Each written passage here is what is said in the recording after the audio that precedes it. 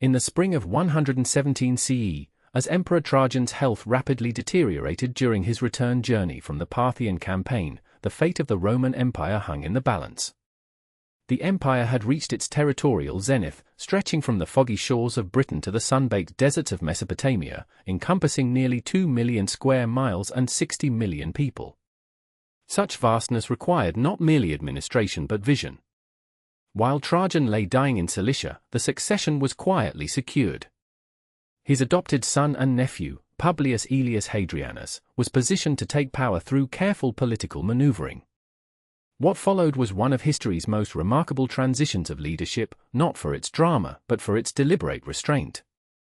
Hadrian's first decision as emperor revealed a profound understanding of sustainable power that many modern executives fail to grasp. Rather than continuing Trajan's expansionist policies, he surrendered the newly conquered territories in Mesopotamia. This was not weakness but strategic wisdom. The empire had reached its natural limits of effective control. An emperor must know not only what to seize, but what to relinquish, Hadrian reportedly told his advisors. The strength of Rome lies not in how much territory we claim, but in how well we govern what we have. This philosophy of sustainable leadership stands in stark contrast to the relentless growth mindset that dominates modern corporate thinking. Today's executives are rewarded for quarterly expansion, market share growth, and aggressive acquisition strategies, often at the expense of long-term stability. The Roman understanding of power was shaped by hard-earned lessons. Augustus, the first emperor, had established the Principate after decades of civil war. Between 27 BCE and 14 CE, he created a system where he maintained de facto absolute power while preserving the republican institutions in form. This was not mere window dressing, it was sophisticated leadership psychology. Augustus understood that Romans prized their identity as citizens of a republic, not subjects of a monarchy. "I exceeded all in authority," Augustus wrote in his autobiography, "yet I possessed no more power than the others who were my colleagues in each magistracy." This careful balancing act, wielding immense power while acknowledging its limitations, reflects a nuance rarely seen in modern leadership. Roman emperors excelled at what we might call stakeholder management. The empire was a complex ecosystem of competing interests: the Senate, the equestrian order, the plebeians, the military, and the provincial elites. Successful emperors recognized that maintaining power required balancing these constituencies, not simply dominating them. In 212 CE, Emperor Caracalla issued the Constitutio Antoniniana, granting Roman citizenship to nearly all free men throughout the empire. While partly motivated by increasing the tax base, this act of inclusion represented something more profound, a recognition that the empire's strength lay in creating stakeholders, not subjects. The Romans also understood something about organizational resilience that many modern corporations fail to grasp. The empire survived catastrophic defeats, economic crises, and leadership transitions that would destroy most organizations. After the disastrous Battle of Cannae in 216 BCE, where Hannibal annihilated a Roman army of over 80,000 men, the Republic did not collapse. Instead, it mobilized new resources, adapted its military strategy, and ultimately prevailed. Emperor Marcus Aurelius, ruling from 161 to 180 CE, faced a devastating pandemic, the Antonine Plague, which killed perhaps a third of the population in some regions. Simultaneously, he confronted military challenges on multiple frontiers. His response was not denial or wishful thinking, but a clear-eyed acceptance of reality combined with determined action. "The impediment to action advances action," Marcus wrote in his Meditations. "What stands in the way becomes the way." This stoic approach to crisis, seeing obstacles as opportunities for innovation, enabled Rome to weather storms that would sink less resilient organizations. Consider the remarkable career of Lucius Vespasianus Impera, a senator during the year of the five emperors, 193 CE. As Rome descended into civil war following the assassination of Commodus, Lucius navigated the treacherous political landscape not by pledging unwavering loyalty to any single claimant, but by focusing on maintaining the essential functions of government in his province. "Power changes hands," he reportedly advised his staff, "but Rome endures.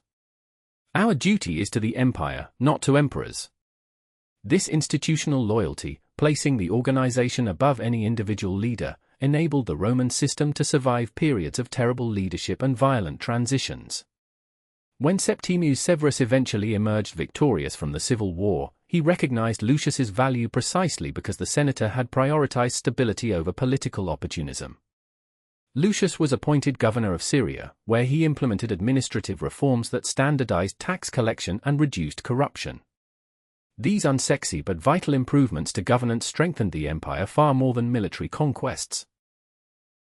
The Romans also understood the importance of infrastructure as a foundation for both economic prosperity and social cohesion.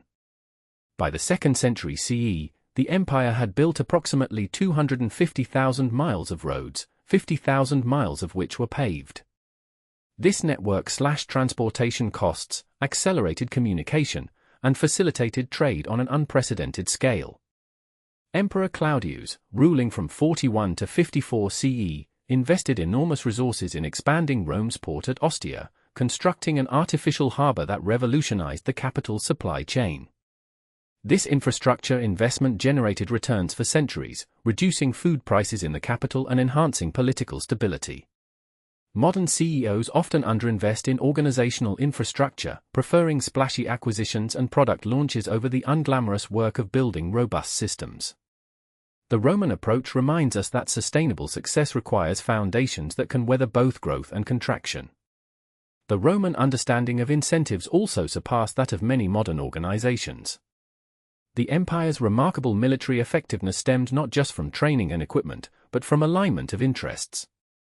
Legionaries served 25-year terms, after which they received a pension and land grant. This created soldiers who fought not merely for pay but for their future stake in the empire's prosperity. When Augustus reformed the military in 13 BCE, he established the aerarium militare, a dedicated treasury for veterans' benefits, funded by new inheritance and sales taxes. This ensured that the promises made to soldiers could be kept regardless of short-term fiscal pressures. Compare this to the modern corporate habit of raiding pension funds or cutting benefits during downturns, which destroys trust and long-term alignment. The Romans also understood the power of what we now call corporate culture. Despite its vast size and ethnic diversity, the empire maintained cohesion partly through shared values and symbols. The imperial cult, public games, standardized architecture, and common legal traditions created a unified identity across disparate regions.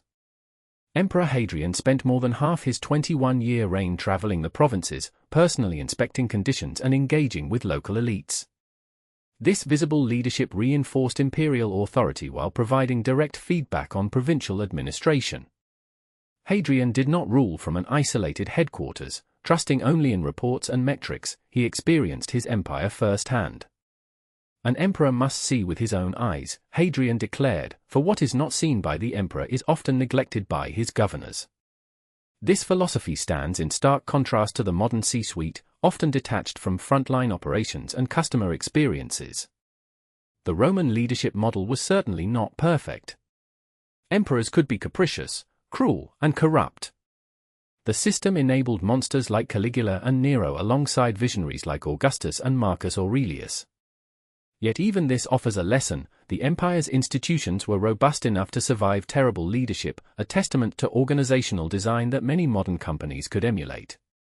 Consider the reign of Emperor Diocletian, 284 to 305 CE, who implemented the most comprehensive governmental reorganization in Roman history.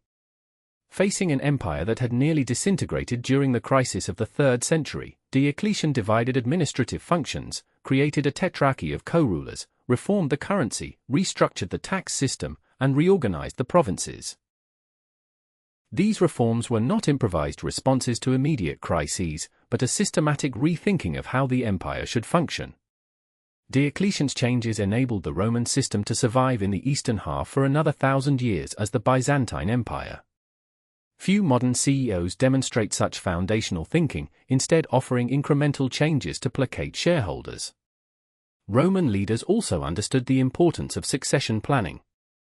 Augustus spent decades grooming potential heirs, testing their abilities in progressively more significant roles.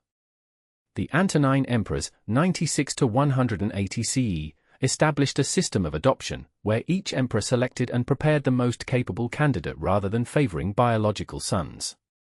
Emperor Nerva, upon taking the throne in 96 CE at an advanced age, immediately adopted the capable general Trajan as his successor. This strategic decision stabilized the empire after the assassination of the tyrannical Domitian and initiated nearly a century of effective governance. The contrast with modern corporations, where CEO succession is often haphazard and driven by politics rather than capability, is striking. The Romans also demonstrated sophisticated understanding of economic policy. When facing inflation in the 3rd century, Emperor Aurelian did not simply debase the currency further, though that happened too. He also reformed the annona system, which provided food to the urban poor, ensuring it delivered actual goods rather than increasingly worthless currency. This practical response recognized that maintaining social stability required addressing real needs, not just monetary theory. In 301 CE, Emperor Diocletian issued his famous edict on maximum prices, attempting to combat inflation by setting price ceilings on thousands of goods and services.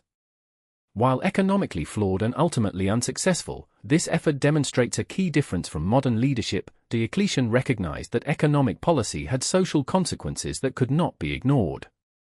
Unlike modern executives who often claim markets must operate without constraints, Roman leaders understood that economic and social stability were inseparable. The empire's longevity also stemmed from its adaptive capacity. When traditional republican institutions proved inadequate for governing a vast empire, the system evolved.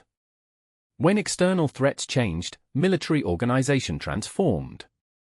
When economic patterns shifted, new policies emerged.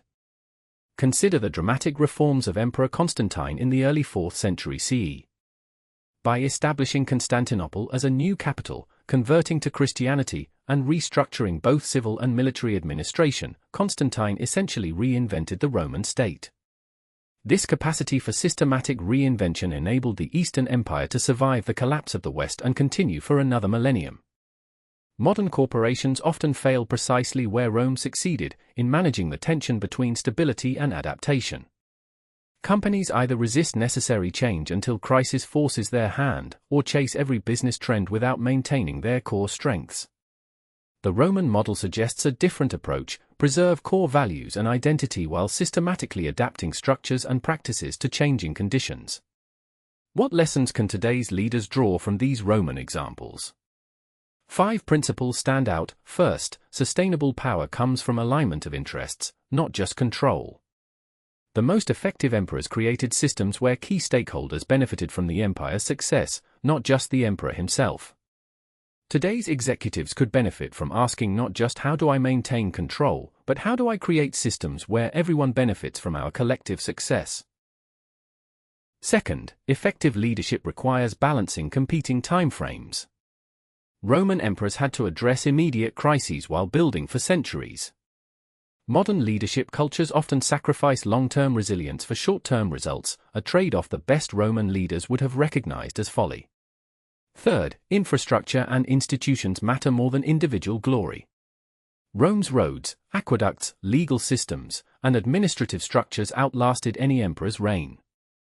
The modern fixation on heroic leadership obscures the more important work of building systems that function regardless of who is in charge. Fourth, adaptability requires both flexibility and core identity. Rome continuously evolved its practices while maintaining its essential character. Organizations that cannot change become obsolete, those that change without purpose lose their way. Finally, leadership is ultimately about human psychology, not just strategy and tactics. The best Roman emperors understood the fears, hopes, and motivations of their diverse stakeholders. They recognized that power flows from legitimacy, not just authority. In 476 CE, when Odoacer deposed the last Western Roman emperor, Romulus Augustus, the empire had already been evolving into something different. The eastern half would continue as the Byzantine Empire for another 1,000 years, demonstrating that the essence of Rome, its administrative systems, legal traditions, and cultural identity, transcended any particular political arrangement. The greatest Roman leaders understood something that eludes many modern executives: true legacy lies not in personal glory or immediate triumphs, but in building systems that outlast you. In an era obsessed with disruptive innovation and charismatic leadership, this Roman wisdom offers a necessary correction. The question is not just what you can achieve during your reign, but what remains after you are gone. As Marcus Aurelius wrote, think of the whole universe of matter and how small your share, think about the expanse of time and how brief, almost momentary, the part marked for you, think of the workings of fate and how infinitesimal your role. This perspective did not diminish his efforts as emperor, but rather focused them on what truly mattered, not fleeting glory, but lasting contribution. In this wisdom lies perhaps the greatest lesson Roman emperors understood that modern CEOs often do not. Leadership is not about the leader. It is about the civilization you serve and the future you help create.